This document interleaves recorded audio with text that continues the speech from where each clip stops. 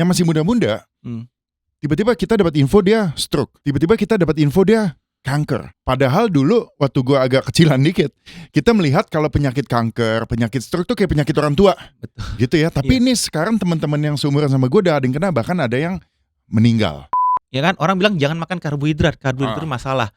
Yang jadi masalah adalah proses pengolahan dari karbohidratnya tersebut. Setiap kali gue habis makan nasi padang, gue suka nasi padang by the way, yang gede habis pasti. Habis itu pasti ngantuk. Hasil jurnal pun sudah menunjukkan diet tanpa aktivitas fisik tidak ada manfaatnya. Dengan anak-anak sekarang itu, minuman-minuman anak-anak hampir semuanya tinggi gula dan tinggi garam. Masalahnya itu bukan di anggarannya, tapi di bawahnya, di proses pengolahannya. Okay. Apakah kita udah harus terima aja? Udahlah bro, kita orang Indo secara fisik aja udah kalah sama Eropa. Pertama kali menemukan anak usia 6 tahun dengan stroke. Anak umur 5 tahun gue ketemu dengan diabetes.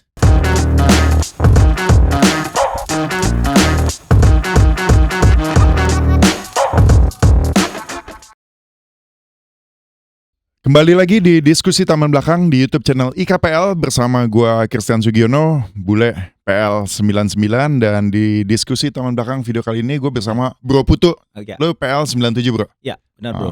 Bro, lo dokter? Ya. Pande, Putu, Agus, Mahendra, M. Gizi, SPGK, AIFO, KC. Ini lu panjang banget bro. Iya bro. Detail. Iya. Itu apa? Jadi gue adalah dokter spesialis gizi klinik. Itu dari Universitas Indonesia. Kemudian gue ngambil sub bidangnya lagi, kekhususan tapi tidak di Indonesia, di nutrisi metabolik terkait dengan antropometrik, biomekanik, kinesiologi di olahraga. Oke. Itu bahasanya, oke, gue mesti cerna dulu. Lanjut. Ya. Jadi antropometrik itu berkaitan dengan postural tubuh, biomekanik dan kinesiologi itu berkaitan dengan dalam pola fisiologi saat tubuh bergerak, berolahraga. Dan itu kaitannya nanti dengan fungsi saluran cerna, gimana caranya saluran cerna itu bekerja selama berolahraga, menyerap nutrisi dan menghasilkan energi yang dipakai oleh jantung dan paru dan oleh seluruh tubuh kita. Jadi bahasa awamnya lu dokter nutrisi? Ya, bahasa awamnya dokter spesialis gizi klinik sub olahraga. Gizi olahraga. Gizi olahraga. Itu paling gampangnya. Siap. Bro, lu apa? Lu buka praktek atau lu menjalankan apa berarti? Iya, jadi praktek itu kan wajib tuh buat kita dokter. Jadi gue ada praktek di rumah sakit, tapi satu rumah sakit itu memang kekhususan untuk menerima terkait dengan olahraga, karena dipimpin oleh salah satu prof ortopedi di bidang olahraga. Kemudian juga ada satu rumah sakit tapi sekalian ngajar, itu kekhususan untuk penyakit-penyakit kritis, penyakit-penyakit yang cukup berat metabolik. Kemudian juga gue juga pengurus beberapa cabang olahraga. Gitu. Cabang olahraga? Gue pengurus untuk bidang medis, nutrisi dan anti doping di Aquatic Indonesia. Aquatic itu renang ya? Iya. Okay. Kemudian juga gue pengurus untuk bidang anti doping, tapi untuk Federasi Internasional Pencak Silat. Oke. Anti doping. Iya. Jadi intinya lo yang kalau ngecek-ngecek nih orang pakai doping gak nih gitu ya? Iya, intinya atau lo yang ngasih doping? Intinya sih mengedukasi. Supaya tidak terjadi penggunaan zat-zat atau suplemen tertentu yang berbahaya untuk si atlet sendiri. Siap. Gitu. Emang hebat nih ya teman-teman kita nih ya, alumni PL nih emang kelas berat semua lah. Gue tadi baca nama lu, gue pas dapet nama lu dan ada title yang sedemikian panjang lebarnya, gue males research. Gue pengen minta orangnya aja ngejelasin langsung lah biar gue gak salah gitu ya. Siap, thank you bro. Okay, thank you ya udah datang di diskusi taman belakang. Nah terkait dengan apa yang lu kerjakan dan lu punya background, mungkin kita bahas mengenai gizi, nutrisi, dan tadi olahraga dan kebagusan tubuh secara fisik dan lain sebagainya. Tapi gue mau mulai dengan ini. SDM Indonesia itu kita banyak mendengar sekarang istilah SDM rendah loh.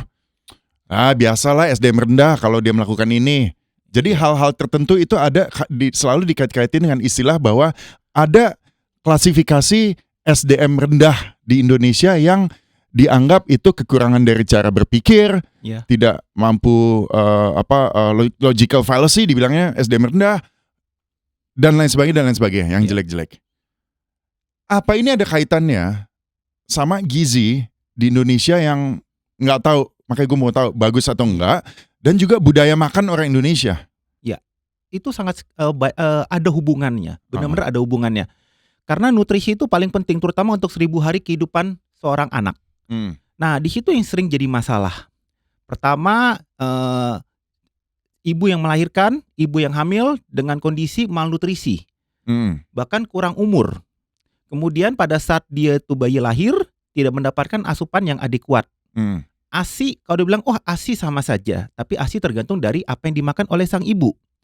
Nah, kemudian juga nanti lanjutannya adalah makanan yang dikonsumsi. Makanan saat ini yang kita konsumsi paling banyak itu contohnya apa? Yang orang anggap karena makanan mahal, akhirnya banyak konsumsi ke tepung-tepungan, ke produk-produk instan yang kelihatannya bagus tapi ternyata bermasalah. Sementara makanan-makanan yang bergizi tinggi dianggap bukan makanan yang cocok. Contoh paling gampang deh, anak-anak sekarang kalau disuruh jajan, senangnya mungkin cilok, cimol, ya, dan kawan-kawan, ya, dan pokoknya produk-produk olahan tepung. Tapi kalau disuruh makan getuk, tiwul, klepon yang berbasis dari tepung beras, tepung singkong, atau basis umbi-umbian, ada yang mau? Jarang sekali ada yang mau. Mereka lebih prefer makanan-makanan instan tadi, dan itulah yang terjadi saat ini. Kemudian juga ada yang jadi masalah, yaitu konsumsi garam di Indonesia yang sangat berlebih. Nah, garam-garaman banyak sekali di makanan-makanan kita dan itu tersembunyi. Contoh paling gampang, kita masak misalnya gorengan, ayam dikasih tepungnya di double baru digoreng. Nah, tepungnya sudah ada garamnya, ayamnya nanti dikasih bumbu garam lagi, di minyak sudah ada garamnya, selesai makan dikasih saus ada garamnya lagi. Nah, sementara dari komponen nutrisi tadi, kalau kita bilang yang banyak apa? Minyak sama karbohidratnya. Karbohidrat yang kita bilang cukup tidak bagus lah karena dari tepung tadi. Dan itulah yang dikonsumsi. Akhirnya apa? Tubuh menerima bahan bakarnya, energinya dari produk-produk tersebut. Apakah itu membantu? Enggak. Yang terjadi kekurangan mineral, vitamin. Kemudian keseimbangan gizinya itu zat karbohidrat, protein dan lemaknya itu jadi terganggu. Akhirnya apa? Tubuh berusaha beradaptasi. Khususnya otak. Berusaha beradaptasi bagaimana supaya bisa bertahan. Nah, yang terjadi aktivitas listrik di otak juga pasti akan berkurang. Nah, itu akhirnya berkaitan dengan perkembangan dari IQ dan EQ-nya. Karena yang terjadi kenapa? Ya, untuk tubuhnya itu untuk menalar lebih naik lagi, intelektual lebih naik lagi. Tidak ada support dari energinya. Tidak ada support dari makronutrien, yaitu karbohidrat, protein, lemaknya, dan mikronutrien. Mineral, vitaminnya itu. Bahkan yang paling sekarang ini jadi masalah buat kita di olahraga misalnya adalah kebiasaan minum. Banyak sekali anak-anak yang lebih senang minum berwarna dibandingkan air putih. Betul. Ya? Minuman manis berwarna gitu ya. Minuman manis berwarna. Dikasih air putih dibilangnya enak. Senangnya minuman berwarna, minuman instan. Bahkan yang lebih lucu lagi adalah konsumsi kopi yang tidak sesuai dengan umurnya. Nah, itu akan mengganggu, kopi sendiri itu akan mengganggu pertumbuhan.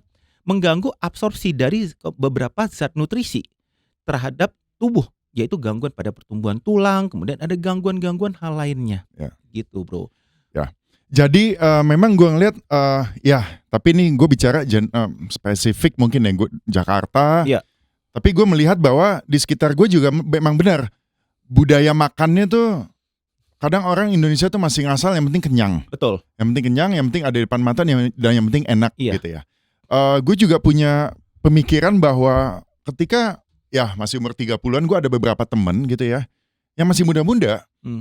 Tiba-tiba kita dapat info dia stroke. Betul. Tiba-tiba kita dapat info dia kanker. Padahal dulu waktu gue agak kecilan dikit, kita melihat kalau penyakit kanker, penyakit stroke tuh kayak penyakit orang tua. Betul. Gitu ya. Tapi ini sekarang teman-teman yang seumuran sama gue udah ada yang kena, bahkan ada yang meninggal. Kita waktu itu masih nggak paham kenapa. Tapi ya apakah itu benar juga dengan budaya jajan kita yang tadi ya, makannya kebanyakan tepung dan semuanya digoreng dan semuanya instan gitu. Tapi itu yang tersedia gitu, dan itu kadang-kadang maaf dok, yang ekonomi rendah makanya tadi SDM rendah, ekonomi rendah biasanya. Karena dia ekonomi rendah, dia nggak bisa makan sushi lah, makanan mentah yang fresh gitu. Dia belinya tepung digoreng. Ini jadi masalah bahwa definisinya makanan sehat itu harus mahal. Sementara makanan sehat tidak harus mahal. Contoh paling gampang, sumber karbohidrat terbaik yang dengan tinggi mineral, tinggi vitamin ada di umbi-umbian. Ubi, talas. Kita ada beberapa mungkin singkong dalam jumlah yang terbatas. Kemudian ada lagi pisang. Ya. Ya, itu yang bisa kita konsumsi. Tapi jangan diolah dengan cara yang tidak bagus. Yaitu apa? Dikasih tepung, digoreng. Pisang goreng itu enak banget Nah, padahal kayak iya. gitu. Padahal pisang prinsipnya gini. Pisang itu terbaik itu adalah dikukus. Dan itu beberapa jenis pisang saja.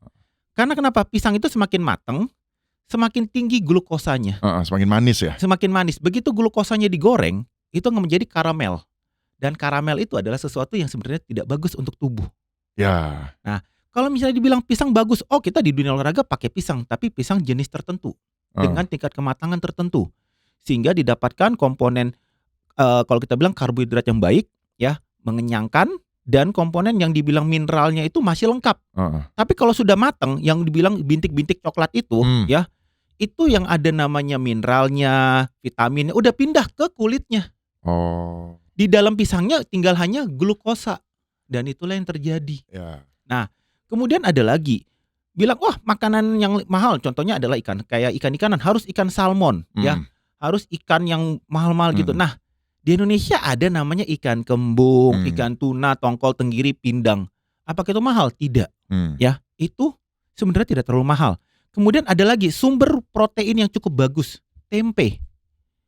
Tempe itu bagus kalau diolahnya benar. Zaman dulu kita mungkin dengar tempe bacem, ya kan? Gue demen banget tempe bacem. Iya. Itu paling enak tuh. Tempe bacem, tapi cilakannya sekarang ini diolahnya dengan cara yang instan. Oke. Zaman dulu diolahnya dengan santan asli dan gula aren. Sekarang pakai udah bumbu siap saji. Nah, itulah masalahnya. Gitu. Jadi kalau kita bilang sebenarnya yang perlu dilakukan adalah edukasi bahwa makanan sehat itu adalah makanan yang penting bergizi, seimbang. Tidak harus mahal. Bahkan dengan modal, dengan uang yang cukup, uang yang tidak terlalu mahal, itu bisa mendapatkan gizi yang adekuat. Contoh paling gampang, daripada dia makan, ya, dia harus Indomie lah contohnya, Indomie dengan telur, ya, mohon maaf nyebut merek itu gimana, mie dengan telur, ya itu anggaplah sudah 7.000, ya. Kita beli misalnya ubi dengan tempe, itu bahkan 5.000 sudah cukup, ya. Kemudian juga mungkin nasi dengan tempe, itu sudah cukup. Prinsipnya kayak gitu. Jadi yang penting tuh dapat semua komponennya.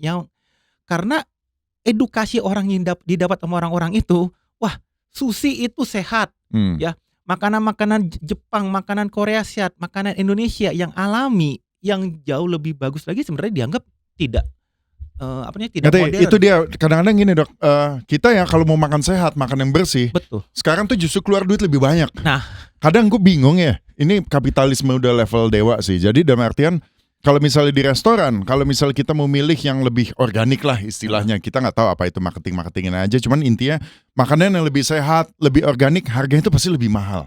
Iya. Air putih, waktu itu gue di Eropa nih, air putih itu udah lebih mahal dibanding minuman-minuman gratis berwarna lainnya. Berarti memang sebenarnya ini gue bicara di kota ya, di urban ya.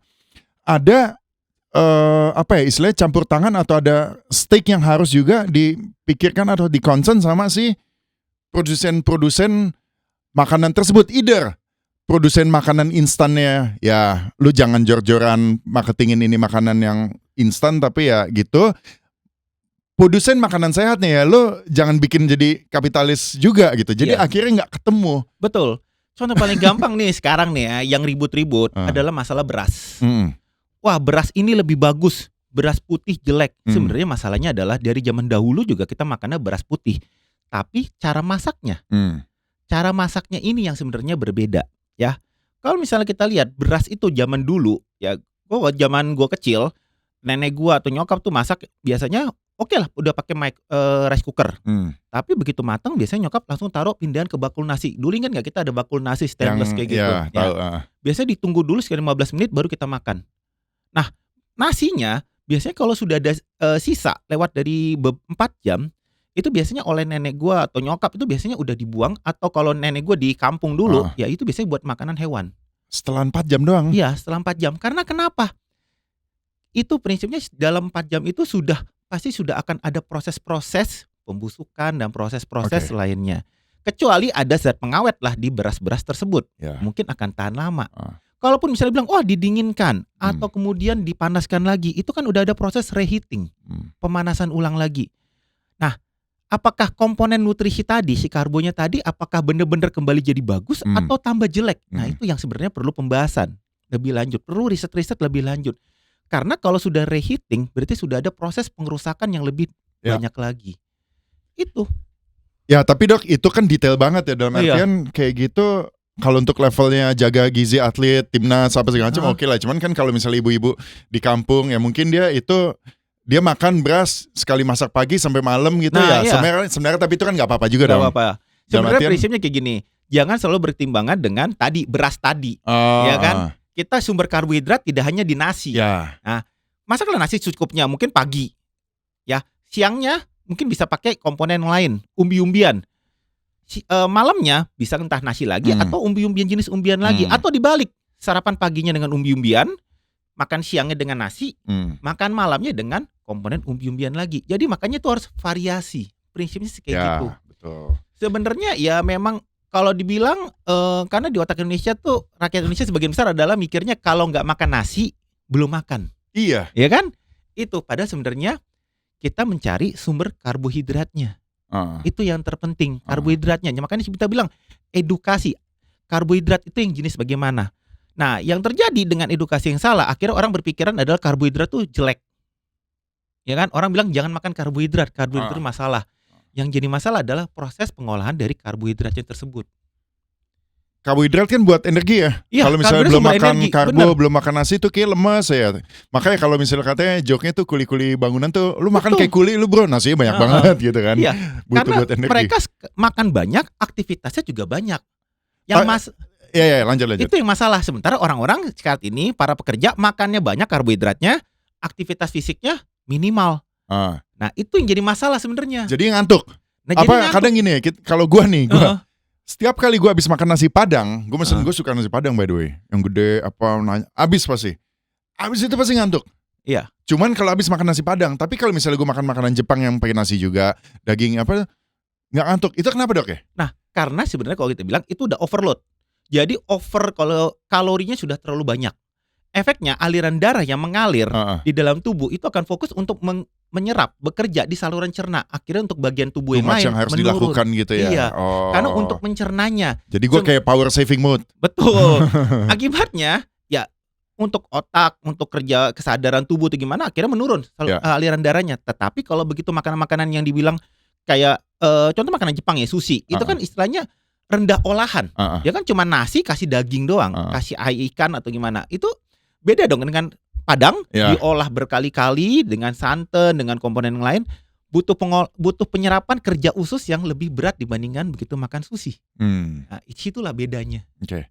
Dok, sama ini kalau misalnya kita bicara mengenai tadi ya budaya makan di Indonesia kan ada juga budaya diet ya gitu. Betul. Banyak kayak bini gue lah contoh, ada sama teman-temannya, ada diet baru nih, intermittent lah. Terus ada keto.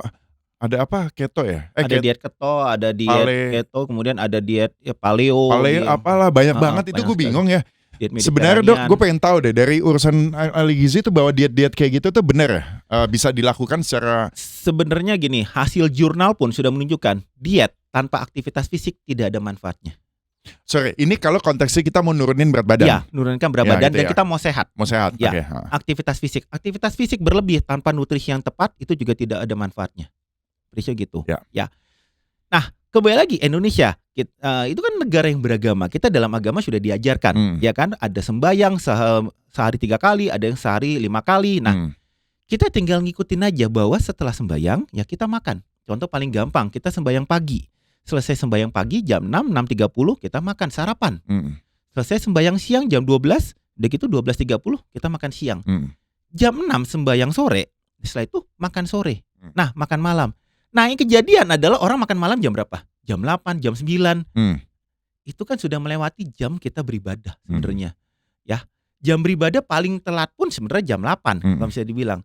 Nah, jam 8 pun itu kalaupun kita makan dalam sholatnya, dalam misalnya berdoanya itu, ya itu berdoanya juga selesainya itu paling hanya snack, bukan makan besar. Karena makan besarnya itu adalah tadi di jam yang sore tadi, jam 6 tadi. Jadi yang penting itu sebenarnya dalam kita makan bukan harus diet ini, diet itu, tapi gizi seimbang dan waktu makan yang tepat. Prinsipnya itu. Jangan sampai jam makan kita skip, kita ke siang akhirnya terjadi apa? Lapar, ngemil deh akhirnya. Nah, itu yang terjadi. Ngemil, makanan kelihatannya ringan tuh, tapi ternyata kalorinya tinggi. Ya, yang paling gampang ngemil cake atau crackers, nah kue-kue. Nah kita nggak tahu tuh satu bungkus keripik chips gitu, wah habis sendiri. Ternyata secara kalorinya itu cukup besar, hampir sama kayak kita makan satu porsi makan lengkap. Setelah makan chips kita makan lagi, percuma. Nah kalau yang diet tadi sebenarnya sudah diatur doang, diatur saja. Nah mau diet apapun sebenarnya sama saja, tapi ngapain ribet-ribet, kita kembalilah ke makan seimbang saja dengan waktu yang tepat. Itu sih budaya makan yang tadi lu bilang, itu yang paling penting. Jadi waktu yang tepat, pemilihan jenis makanan yang tepat, dan biasakanlah minum air putih. Ya, bukan yang berwarna. Iya. Itu yang terjadi sekarang ini. Selesai makan harus minum yang berwarna. Manis. Yang ini gitu ya. Nah, itu sih serem itu sih. yang jadi masalah. Dan kadang-kadang juga ya produk-produk tertentu di marketinginnya nih misalnya teh atau susu, padahal isinya cuma gula. Betul. Yang kayak begitu-begitu ya. Gula-gula murni dengan perasa-perasa. Nah itu yang jadi masalah. Dan itu yang sampai dengan anak-anak sekarang itu, minuman-minuman anak-anak semuanya hampir semuanya tinggi gula dan tinggi garam. Terkait anak ya tadi ya, kan kita tahu ya, ya ada program makan bergizi gratis di sekolahan. Dok ngeliat itu nggak? Apa pasti sempat lihat ya. Semua satu Indonesia ngerti lah mengenai itu program. Menurut Dok gimana nih? Gue bukan maksudnya mau mencari kesalahan atau apa, tapi gue mencoba secara objektif bahwa di awal tadi Indonesia SDM stunting rendah karena budaya makan dan memang gizi yang kurang. Apakah kita kalau bicara program ini bisa berjalan dengan ideal, ini program yang bagus atau ada hasilnya nggak, Dok? Kalau ini program berjalan secara ideal dan teratur, itu program yang bagus. Kenapa? Karena kalau saya ngelihat misalnya program-program ada makanan tambahan yang diberikan dalam bentuk uang, sejauh ini yang terjadi uang tersebut bukan dibelikan makanan oleh orang tua. Dibeliin rokok. Iya, dibeliin rokok, dibeliin pulsa, dan beli hal-hal yang lainnya. Anaknya tetap makan dengan nasi dan kuah. Nah, nutrisinya nggak terjaga. Nah, yang terjadi tetapi karena anak-anak sudah terbiasa dengan makanan-makanan mereka di sekolahan yang tinggi tepung dan makanan-makanan instan lainnya, jadi menganggap begitu dikasih makanan yang bergizi, wah ini makanan gak sehat, makanan yang kurang gizinya. Prinsipnya di situ. Nah itu jadilah kalau saya bilang sebenarnya edukasinya dulu yang kita masih kurang. Edukasi makanan sehat itu bagaimana? Ya, edukasi sumber protein yang bagus bagaimana? Ikan, jenis ayam, tempe, tahu, itu yang bagus kayak gimana. Kemudian sumber karbohidrat yang bagaimana. Nah setelah itu pemahaman orang-orang tua dan anak-anak itu tahu, dan itulah baru programnya itu mungkin bisa berjalan dengan baik. Karena mereka sudah tahu bahwa yang diberikan oleh pemerintah itu sebenarnya sudah makanan yang bergizi. Prinsipnya begitu. Gini, nah kemudian pertanyaan gue, kalau program ini berjalan, misalnya kita berdoa semoga program ini berjalan dengan baik. Sekarang kan yang dikasih makan anak-anak SD SMP. Ya segitu-segitu ya, anak-anak tanggung. Mereka di boost dengan gizi. Tapi emang untuk di umur-umur pertumbuhan gitu, efek atau udah kelewatan? Kalau misalnya dibilang lebih baik terlambat daripada tidak sama sekali. Ya, misalnya gitu ya. Oke, anak itu di usia tanggung dia dapat asupan gizi yang mumpuni. Kan tujuannya adalah supaya kita punya the whole generation yang baru, yang sehat, yang badannya gede-gede, tinggi ke orang Korea tuh. Ya, tiba-tiba ada satu generasi yang katanya loncat badannya gede-gede, pinter-pinter. Nah, poinnya kan itu. Gue cuma pengen tahu aja, apakah anak-anak SMP sekarang yang dikasih suplai makan bersih yang bergizi gratis itu, si generasi itu kita bisa lihat di generasi dia atau nanti di anaknya? Kalau program ini berjalan terus dengan ideal, maksudnya 10-20 tahun baru kelihatan. Ya, sebenarnya kita nggak bisa ngelihat secara langsung. Ya, itu butuh waktu. Karena proses namanya makanan nutrisi itu yang membentuk tubuh itu nggak berjalan begitu dikasih makan langsung terlihat. Enggak. Itu mungkin akan terlihat ya 5-10 tahun yang akan datang, bahkan di generasi selanjutnya, generasi anaknya dia. Ya, karena orang tuanya lebih sehat. Betul, gitu kan. karena orang tuanya lebih sehat, lebih baik. Nah, sekarang justru yang kita agak berbahaya dengan generasi yang sekarang ini adalah banyaknya penyakit metabolik di anak-anak. Penyakit diabetes, darah tinggi itu cukup banyak sekali di anak-anak. Karena kenapa ya tadi pola makannya, ya. Nah, dengan program makan bergizi sih diharapkan setidaknya gangguan metabolik tadi bisa kita turunkan, bisa dikurangi dengan harapan ya untuk generasi selanjutnya. Bukan generasi mungkin nanti mereka besar gimana, tapi setidaknya kita mempersiapkan badan mereka yang sehat sehingga kalaupun mereka bisa regenerasi, itu akan menghasilkan generasi yang akan jauh lebih bersih, bagus. Lebih bagus. Tapi Dok, Gitu. gini, kalau lu lihat mengenai makan siang gratis ini, dan kan kita sering lihat di sosial media ada makanan-makanannya atau Betul. sempat di info. Itu bagus. Itu Ah, dengan komposisi menu seperti itu gimana? Sebenarnya Yang kalau Dok lihat secara komposisi menunya, kalau lihat dari saya pernah lihat beberapa menunya, tulisannya sebenarnya bagus, tetapi yang jadi masalah tadi pengolahannya yang itu mungkin perlu kontrol lebih lanjut lagi. Jangan-jangan digarmin juga, diapain juga Nah, maksud lu gitu ya? bener. Kemudian penggunaan tepung-tepung yang berlebihan. Hmm. Oh, itu saya pernah dapat gambar ya ayamnya kecil tapi ternyata tepungnya besar. Iya, Nah, tuh banyak tuh iya kan? kayak rendang, lengkuas dipikir Betul. rendang, tuh ini ayamnya Itu gede, dimakan kopong. bener, ayamnya kok katanya gede, baik lihat loh kecil, ternyata tepungnya besar. Nah, itu sih sebenarnya ya kesalahannya, prosedurnya kalau kita bilang sih di proses pengolahannya. Seperti saya selalu bilang, masalahnya itu bukan di anggarannya, tapi di bawahnya, di proses pengolahannya ini. Susah banget ya. Ini nih Iya. emang sebenarnya program bagus tapi nggak gampang untuk dikerjain lah. Betul, memang karena ya masalahnya harus ada pengawasan dari atas ke bawah. Dan orang-orang yang di bawah itu juga harusnya aware. Yang masak itu aware bahwa yang mereka lakukan ini adalah buat generasi selanjutnya. Tapi ya itu yang terjadi. Jangan-jangan yang masak juga nggak ngerti konsep makanan bergizi. Yang penting dia tahu Yang penting makan masak. yang penting Ya. masak ada makanan yang enak. Betul. Yang dengan tepung digoreng dikasih garam. Betul. Gitu ya. Kayak gitu. Jadi dia nggak ngerti susah bahwa ya. yang diberikan tuh harus gizi seimbang. Ya, emang Dok. Berarti mesti banyak orang kayak Dok nih yang jagain ibaratnya ya. Ngeliatin gitu menu-menu ya. Tapi gue yakin di sana juga ada sih. Ya, Pasti mudah-mudahan ada. ya mudah-mudahan sebenarnya programnya bagus gitu ya. Iya. Tapi ya semoga lancar lah Iya. gitu ya. Butuh pengawasan lah. Nah, terkait juga ya dengan gizi, gue melihat gini ya, gue coba membandingkan bahwa ya kita orang Indonesia secara fisik naturally ya emang begini ya gitu. Dari dulu makannya nasi, ayam, goreng gitu segala macam. Dan juga Dok kan berkecimpung banyak di peratletan lah, perolahragaan lah, dokter gizi apa gitu ya. Nah, gue pengen tahu kalau sepak bola kita punya chance nggak orang Indonesia, timnas Indonesia untuk nanti main kualifikasi lawan Eropa dengan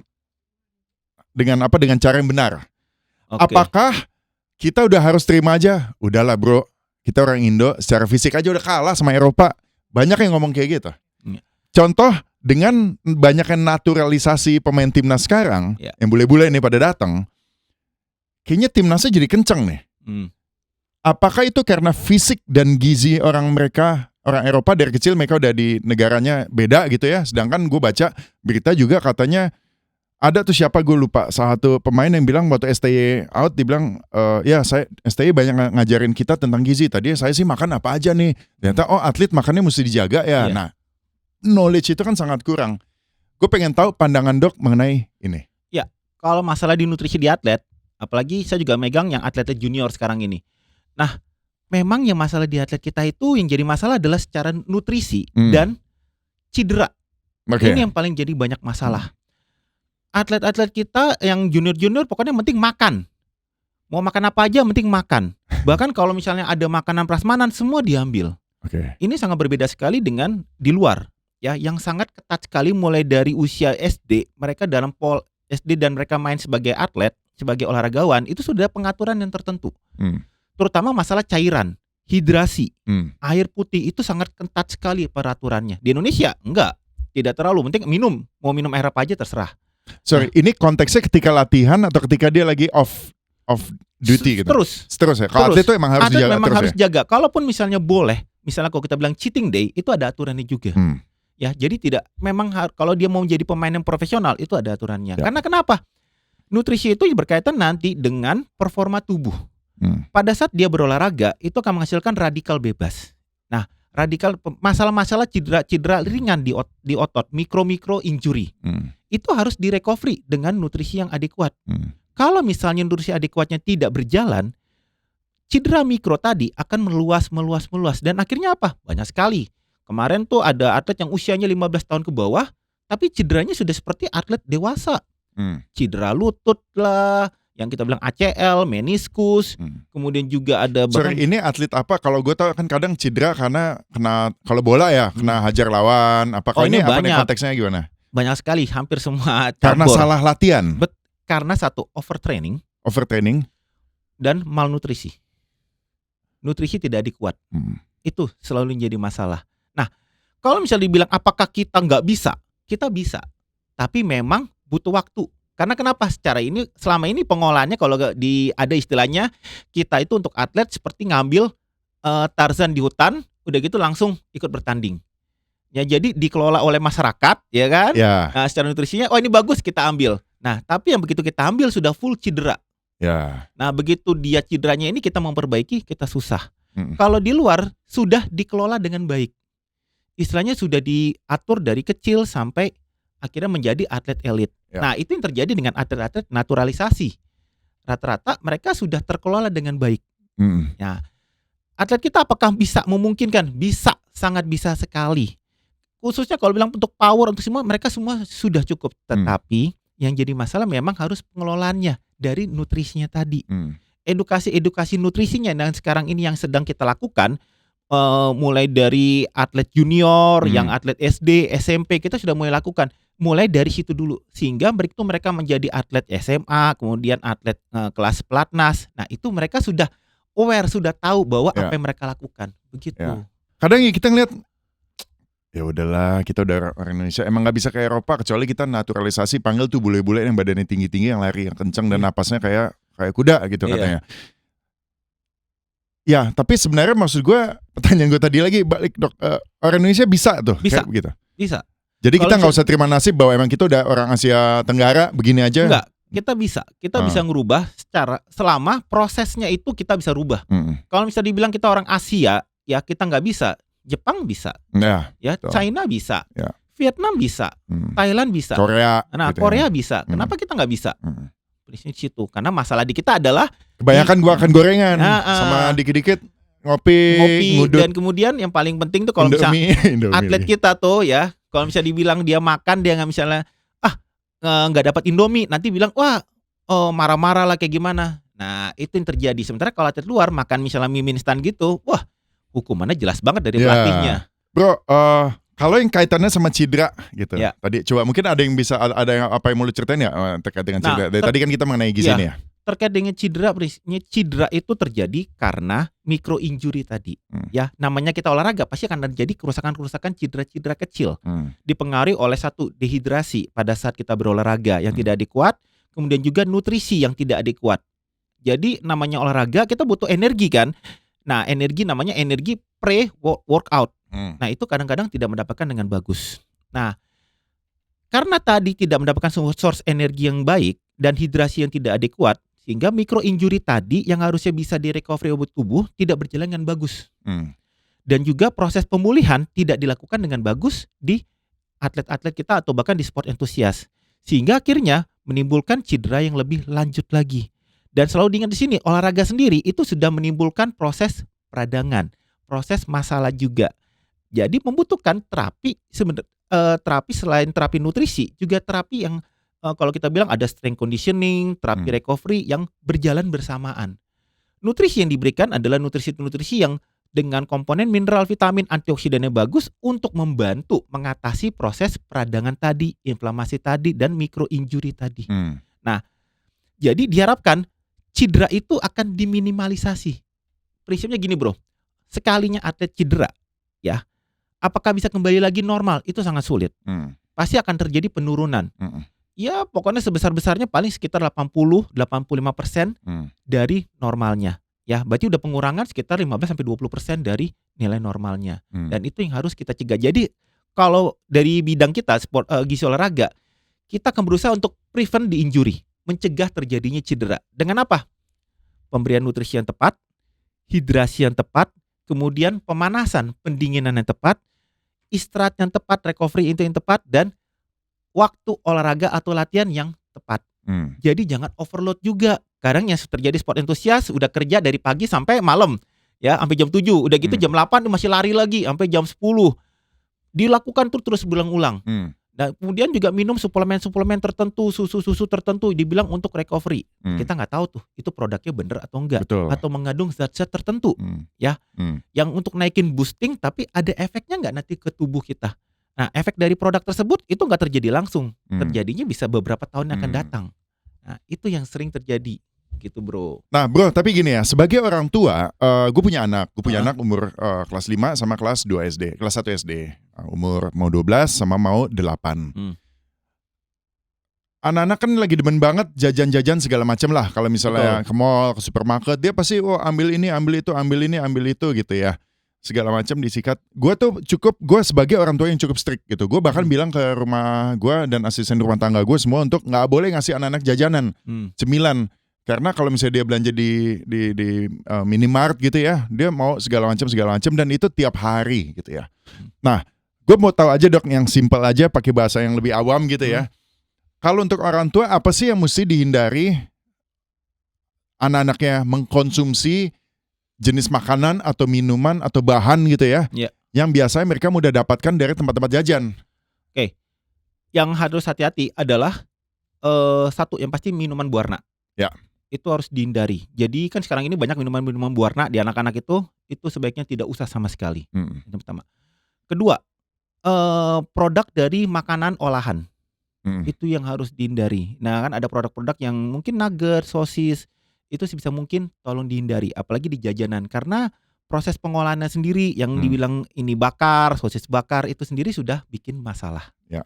Nah, kalaupun misalnya nih anak-anak, ya namanya anak-anak ya, pasti pingin crackers, ya, chips, anak gue seneng banget gitu. tuh gitu-gituan. Nah kalau kita nggak dikasih, nanti dia pasti akan kadang-kadang minta sama temennya di sekolah. Yang harus tekankan oleh yang ini gue lakuin juga buat anak gue adalah, jika dia makan dengan jumlah tertentu, air yang harus dikonsumsi adalah jumlah tertentu juga. Jadi ada komplemennya. Iya, prinsipnya gitu. Dan itu yang selalu gue tanya ke anak gue, dan gue akan selalu nanya gimana warna air seninya. Gue selalu punya kewajiban ke anak gue, air seni kamu hari ini bagaimana, warnanya bagaimana, baunya bagaimana. Ya, susah juga ya punya bapak dokter ya. Iya, karena ya jangan sampai, karena gue punya pengalaman buruk soalnya ke pasien. Pertama kali menemukan anak usia 6 tahun dengan stroke. Gila ya. Iya, dan itu gue agak shock juga. Anak umur 5 tahun, itu 4 tahun ketemu dengan diabetes. Agak shock juga. Hipertensi dan jadi gue usahakan adalah, namanya anak-anak, kalau kita larang terlalu strict, dia akan kompensasi ke teman-temannya, cari teman-temannya. Kita lawan saja dengan ada aturannya. Kamu makan chips segini, ukurannya cuma boleh yang ukurannya kecil, sedang gitu. Tapi kamu harus minum setidaknya 250 sampai 300 ml air putih. Kalau kamu misalnya makan chips, makan kue-kue gitu, kamu tidak boleh minum apapun selain air putih. Dan disitulah gue membiasakan anak gue juga adalah minum air putih. Anakku tuh bukan kalau dibilang dia minum berwarna, dia nggak suka. Ya. Soda dia nggak suka, jadi pure hanya air putih terus. Anak gue juga satu nih, dia minumnya air putih terus. Bener. Soda apa gitu nggak suka. Iya. Cuman nyemilnya banyak. Nah, jadi kalau misalnya dikompensate dengan minum air putih yang dibanyakin dikit ya, gimana ya, oke gitu maksudnya. Yang jadi masalah juga nyemil ada waktunya kan. Cemilan tuh ada waktunya. Nah, definisi banyaknya itu nyemil. Satu bungkus digado habis crackers. Oke. Satu bungkus digado ya. Selama dikonsumsi mungkin dengan waktu yang berbeda, tidak sekaligus, masih nggak masalah. Ya, misalnya untuk snack paginya dia atau snack sorenya. Nah, yang harus dihati-hati adalah snack pagi 1 bungkus, snack sore 1 bungkus. Ya, gitu. Nah, itu baru berbahaya. Tapi maksud gue, kalau gue kadang kan nggak bisa kontrol ya. Gue nggak tahu misalnya gue pergi apa di colongan nyemil. Cuman kalau misalnya gue tanemin bahwa persis yang kayak lu bilang tadi, sikat air putih terus, sikat itu paling nggak. Kita mengurangi komponen yang berbahaya masuk ke tubuhnya, dan itu dibuang air kencing. Putih ya dibantu oleh air putih tadi untuk difilter keluar dari tubuh. Gitu bro. Oke, tadi makanan, tadi minuman berwarna, terus makanan olahan. Terus apa lagi? Kemudian yang satu lagi yang gue sering temuin itu di sekolahan itu adalah, tolong jangan makan atau produk-produk yang istilahnya kalau dibilang tuh kayak tepung atau aci yang digoreng dan dengan bumbu-bumbu penyedap tadi. Ya, yang gurih gitu. Gurih tersebut. Memang enak banget sih. Iya, sebenarnya definisinya bukan gurih sih, bukan kalau kita bilang bukan mecin, tapi itu garam. Asin. Garam berpenyedap, asin sehingga timbul gurih. Itu yang jadi masalah. Ya, sering banget gue liat anak-anak makannya cilok, cimol, cireng, minumnya dengan teh manis, minuman soda dan sebagainya. Itu udah 2 hal yang sebenarnya berbahaya. Dia makan jadi satu. Gitu bro. Dan itu ngefek kalau nanti misalnya ini dilakukan dari anak-anak itu masih SD, dibiasakan jajan, nanti ketika SMA itu jadi lemot ya? Betul. Ngefek ya? Ngefek, karena intinya asupan dia tuh tinggi gula kalau kita bilang. Sementara komponen yang lainnya, ini kan gula yang dimaksud adalah bukan karbohidrat gula itu, tapi dia kan gula yang simple, bukan gula kompleks, gula yang istilahnya banyak energi, banyak komponen-komponen nutrisinya. Ini komponen karbohidrat yang non nutrisi. Nutrisi apa? Magnesiumnya, mineralnya, vitaminnya kemana semua, nggak ada di situ. Jadi padat energi, low nutrition. Nah, itu ujung-ujungnya apa tadi? Dia bilang kebanyakan mecin lo bro, nggak bisa mikir, apalah istilahnya begitu. Tapi itu real ya, bahwa itu ngefek ke otak kita. Betul. Jadi, nih gue mau curhat, bukan curhat ya. Gue demen, ya semua orang demen lah makan mie instan Indonesia, kesukaan tercinta gitu, kesukaan kita semua ya. Cuman di umur sekarang gue 44. Nah, di umur sejak gue menjelang masuk 40, 39 gitu, kalau gue makan mie instan tersebut, mau yang goreng atau yang rebus, pasti gue bisa makan sikat 2 bungkus bro. Nah, pasti jadi lemes for the whole day. Misalnya gue makannya sore lah, sampai malam gue nggak bisa mikir, nggak bisa apa, itu kenapa ya? Umur. Satu garam, ya garamnya dari komponen mie instan. Padahal dulu kuat. Ya, dulu kuat karena ada adaptasinya. Sekarang udah makin berumur, garam toleransinya sudah mulai kita berkurang. Kedua, itu cuma karbohidrat doang. Proteinnya kalau digambarnya kita lihat kan, itu ada ayamnya, ada sayurnya. Nah kalau digambarnya kelihatannya memang itu bergizi tinggi. Tapi kita makan cuman mie nyato. Betul. Ya, nggak ada kadang proteinnya. Kita kasih telur lah. Nah kasih telur, sayurnya seratnya mana? Nah yang terjadi juga, makanya zaman sekarang ini mie instan tadi komponen garamnya juga lebih tinggi. Di situ yang jadi masalah. Jadi sih biasanya pada beberapa kasus kayak contohnya anak gue misalnya, anak juga senang Indomie mie instan tadi. Yang gue lakukan adalah ya gue cuma kasih mungkin bumbunya saja, bumbu taburnya, tapi kecapnya, minyaknya, sausnya nggak gue kasih.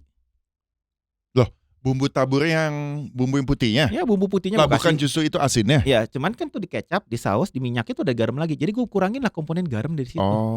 Minyaknya gue kasih komponen minyak yang lain. Paling minyaknya itu paling enak tuh sebenarnya. Nah iya, gue kasih komponen minyak yang lain, minyak sehat yang gue kasih buat campurannya. Kemudian gue tambahin dengan source proteinnya biar rasa ya mungkin lauk hewaninya. Ayam, entah itu daging. Ya di elevated ya. Betul, dinaikkan. Bro Putu. Lo gue panggil apa? Ya Putu. Bro Putu ya. Iya.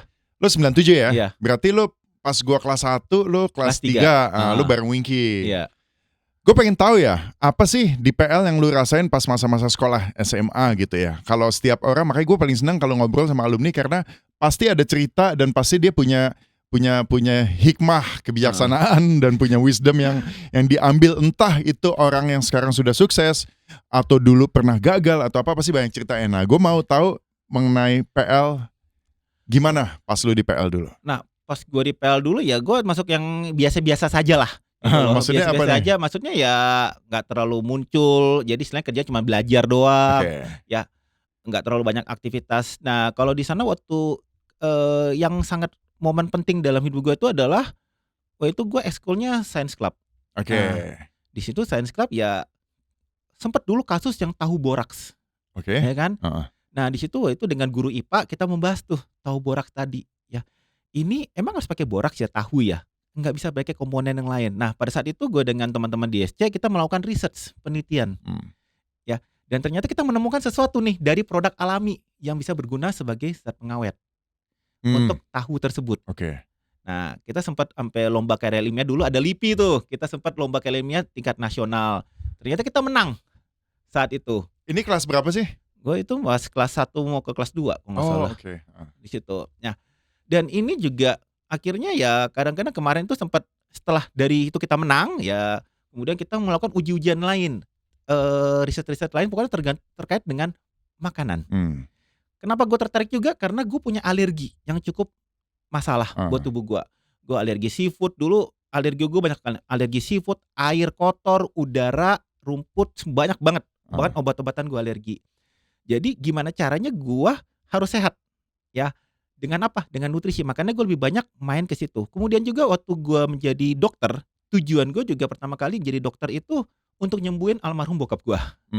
Karena dia ada masalah sakit yang saat itu gue nggak tahu sakitnya apa. Jadi gue pengen tahu sakitnya kenapa. Ya udah, tapi beliau meninggal dan akhirnya gue melanjutkan pendidikan kedokteran. Nah pas selesai kedokteran sebenarnya gue masuk ke bagian anak. Gue sempat jadi asisten bagian anak cukup lama. Dan selama di bagian anak itu, nah itulah gue menemukan banyak-banyak masalah yang terkait ujung-ujungnya dengan nutrisi, kembali lagi. Ya. Ya itu tadi gue bilang gue ketemu pasien anak stroke, gangguan hipertensi, gangguan ginjal, yang di ujung-ujungnya gue tarik-tarik adalah masalahnya di nutrisinya, pemberian asupannya. Bahkan ada pernah kasus yang cukup mencengangkan dan itu akhirnya bikin masalah karena kebiasaan ibunya yang memberikan susu formula ke anak sebagai pengganti makanan dari dia kecil. Pengganti ASI? Pengganti makanan. Jadi anaknya mau makan, kasih susu formula. Anaknya mau makan, kasih susu. Bahkan hingga dia bisa minum susu tuh sehari tuh bisa sampai 10-12 gelas. Dan akhirnya terjadi gangguan, terjadi pembentukan saluran cerna yang anomali. Jadi ya saat itu dia masuk dengan keluhan cuma demam-demam sumeng-sumeng. Ternyata sudah terjadi kalau kita bilang tuh infeksi berat di sistem saluran cernanya, akhirnya naik ke seluruh tubuh. Ini umur berapa sih? Anaknya 5 tahun. Aduh, masih kecil banget. Iya, tapi saat itu kita nggak bisa menolong karena sudah parah sekali. Dan disitulah makanya sempat diskusi juga dengan ada almarhum Prof jantung anak. Ya, kemudian dia bapak jantung anak sempat diskusi dan dia bilang emang yang jadi masalah adalah komponen nutrisinya dari si anak-anak dan orang tua. Misalnya dari si ibu bagaimana, sehingga itulah yang penting. Dan akhirnya gue juga senang olahraga. Akhirnya pada saat itu ya gue mengambil ke gizi klinik, ngambil S2-nya dulu, kemudian gue sempat ngambil gizi olahraga, ya kemudian akhirnya ya menjadi kayak sekarang ini. Jadi lo emang dari PL lo udah seneng gini-ginian lah. Iya. Lo ikut SC segala macam gitu ya. SC, kemudian juga berkaitan dengan ya research, gue senang di bagian-bagian kayak gitu. Gue inget banget dulu bahkan kita pernah diundang oleh ada suatu brand probiotik, minuman probiotik.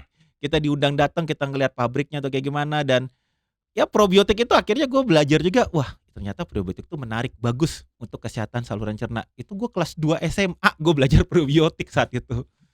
Ya ini emang beda lah, nih dokter ini udah beda. Gue gila ngomongnya juga dari tadi detail, langsung tajam. Kayak seru banget bro, banyak yang bisa didiskusin nih ya. Mungkin ada satu last remarks gitu, mungkin last statement gitu terkait dengan topik obrolan kita hari ini. Mungkin terkait dengan gizi, mau atlet, bangsa Indonesia atau anak. Mungkin apa sih yang bisa lu sampaikan kepada para penonton podcast diskusi Taman Belakang? Ya, jadi yang bisa gue sampaikan adalah prinsipnya makan sehat itu tidak mahal. Makan sehat itu sebenarnya murah. Yang penting kita tahu bahan-bahannya, kecukupannya. Yang penting di situ ada karbohidrat, protein, lemak, sayuran, ya, serat itu yang paling penting. Ya, kemudian pengolahan, tolong untuk misalnya pengolahan hindarilah produk-produk tambahan seperti tepung-tepungan. Nah kalau misalnya pingin digoreng silakan, tapi jangan ditambahkan tepung kembali. Gitu. Istilahnya kembalilah ke makanan khas Indonesia, makanan diolah dengan produk-produk Indonesia. Kita ada pepes, asam manis dan lain-lainnya. Pakailah bumbu yang alami, jangan mempergunakan bumbu instan. Kemudian biasakanlah minum air putih. Air putih itu sangat bagus dibandingkan dengan minuman berwarna dan minuman manis. Kemudian saran gue juga lainnya adalah kita jangan terlalu banyak duduk. Kita setidaknya harus bergeraklah 30-45 menit supaya kita sehat. Karena saat ini banyak banget penyakit metabolisme karena makan dan aktivitas fisik tadi. Dan kemudian untuk para misalnya orang-orang senang berolahraga lainnya, kunciannya suplemen dibutuhkan kalau memang sudah kita butuh dan ada bukti-bukti medisnya. Jika tidak, cukup dengan pangan sumber. Ya, dengan pisang, kurma, coklat, dan air putih atau mungkin dengan air oralit itu sudah cukup banyak membantu. Dan cukuplah istirahat supaya tidak terjadi cedera. Itu yang paling penting. Gue juga setuju banget bahwa mau kita makan kayak gimana, mau kita olahraga kayak gimana, tapi kalau gue juga istirahat itu penting banget sih, mind gitu, pikiran kita gitu ya. Kalau enggak ya istirahat itu cukup, kita disuruh istirahat, kita udah capek kerja misalnya gimana 16 jam, ya kita cuma tidur misalnya 3 jam. Ya 3 jam tidur dalam berapa jam sih kita? Ya kan? Makanya ada aturan tidur yang cukup adalah 6 hingga 8 jam. Dan usahakanlah itu. Bro, ini dari tadi kita bahas mengenai gizi, makanan bahwa untuk supaya mendapat fisik yang prima dan apa yang kuat badan sehat ya makan, olahraga dan lain sebagainya. Kalau dengan istirahat atau tidur tuh gimana sih dok? Ada aturannya atau ada hal-hal yang selama ini mungkin kita lakukan tuh salah? Iya, karena yang kita lakukan itu adalah habis makan tidur. Itu pasti salah. Itu paling enak sebenarnya. Habis makan tidur itu yang paling salah. Karena tadi makanan tadi akhirnya bukan menjadi sumber energi tapi menjadi cadangan energi. Jadi lemak ya? Jadi lemak, jadi trigliserid, kemudian jadi komponen kolesterol LDL dan lainnya. Ya, itu nggak bagus. Kedua, istirahat itu sebisa mungkin usahakan minimal 6 jam ya, dengan hingga 8 jam. Ini sumuran kita ya? Iya, sumuran kita. Ya. Karena kenapa? Pada saat kita bergadang itu sebenarnya itu timbul radikal bebas juga. Bukan tambah sehat tapi tambah bikin beban untuk fungsi jantung kita, fungsi otak kita. Kita istirahat itu tujuannya apa? Tubuh juga butuh istirahat. Otak jantung kita tuh butuh istirahat. Buktinya apa? Begitu kita istirahat cukup, denyut jantung kita akan melambat. Denyut jantung kita bahkan untuk beberapa atlet tuh bahkan bisa sampai denyut jantungnya bisa sampai 40-an. Heart rate-nya dari normalnya itu adalah sekitar 80, dia bisa turun bahkan hingga 40-an. Di bawah 40. Itu benar-benar istirahat. Pada saat istirahat tadi, itu tubuh tuh sebenarnya memperbaiki masalah yang terjadi selama kita beraktivitas. Saluran cerna juga bisa menyerap dengan menyerap nutrisi dengan baik, sisa-sisanya fermentasi itu bisa berjalan dengan bagus, aliran darah juga bisa bekerja dengan bagus, kemudian otak juga mendapat aktivitas listriknya yang tadinya berpikir tuh kayak gimana bisa beristirahat juga dengan tenang dan akhirnya apa? Begitu kita bangun kita jadinya segar. Nah, cilakanya kadang-kadang orang bangun gak seger. Iya. Ya kan? Karena kenapa? Itu nanti berkaitan lagi dengan postur pola tidurnya. Kasurnya lah, bantalnya jenis kasurnya, lah, bantal itu banyak pasangannya pengaruh. juga siapa di Bener. sebelahnya gitu kan. Nah, pada beberapa faktor itu banyak yang kalau kita bilang kasur yang terlalu empuk juga bermasalah. Bantal juga terlalu bermasalah, terlalu empuk juga bermasalah. Jadi itu sangat terkait sekali dengan postural tubuh. Ya.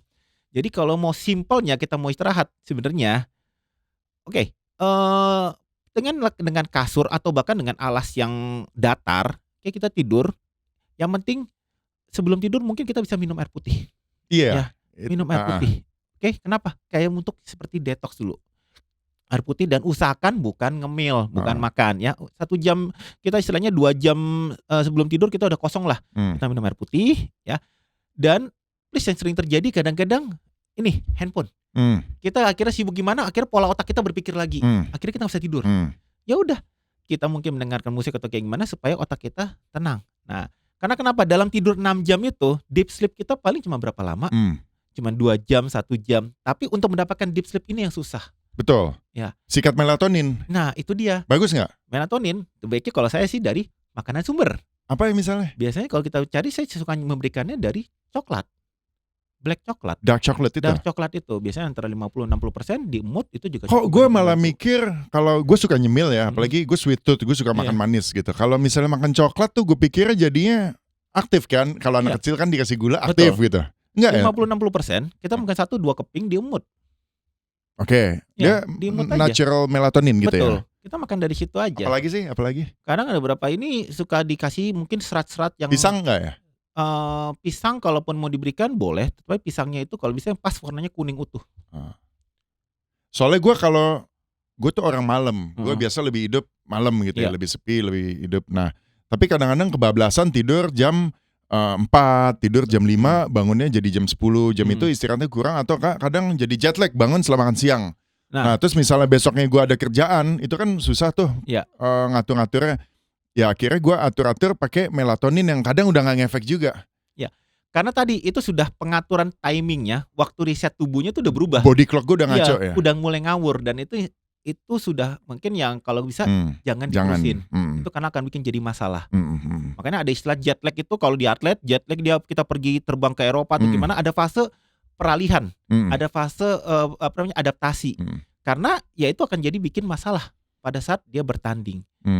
Kalaupun misalnya tadi melatonin lain, misalnya lu suka misalnya pisang, ya, atau mungkin umbi-umbian, silakan, sebenarnya nggak ada masalah. Tapi ingat, kalaupun pilih pisang, ya pisang tadi jangan yang sudah dimintik coklatnya, mungkin yang kuning utuh tadi, sehingga komponen nutrisinya masih lengkap di buah pisangnya. Padahal kadang pisang yang kulitnya kuning utuh itu kadang kayak masih banyak getahnya, kayak belum matang banget. Justru pisang yang kulitnya udah coklat-coklat tuh yang lebih enak sih. Glukosa murni bro masalahnya. Makanya pantas lebih manis ya. Glukosa murni sebenarnya itu jadi efek ngantuk ya. Efek ngantuk karena aliran, jadi begitu masuk gula dosis tinggi, tubuh langsung kerja, langsung berat ke saluran cerna, jadi ke otak dan sebagainya menurun, dan disitu akhirnya kita kayaknya nguap nih, ngantuk gimana gitu bro. Oke dok, bro Dokter Pandey Putu Mahendra 97 ya. Thank you banget bro, insights-nya, ngobrol-ngobrol mengenai apa yang kita obrolin hari ini. Semoga ada manfaatnya buat teman-teman penonton diskusi Taman Belakang, buat teman-teman PL juga dan juga teman-teman non PL. Dan thank you, sampai ketemu Oke. lagi. Mudah-mudahan nanti kita ada obrolan nextnya ya. Oke, Kita bro. bikin terus kontennya ya. Oke, bro. Siap. Siap. Makasih. Iya, oke, Oke, bro. thank you semua. Bye-bye. Sekolah Sumber Hidup.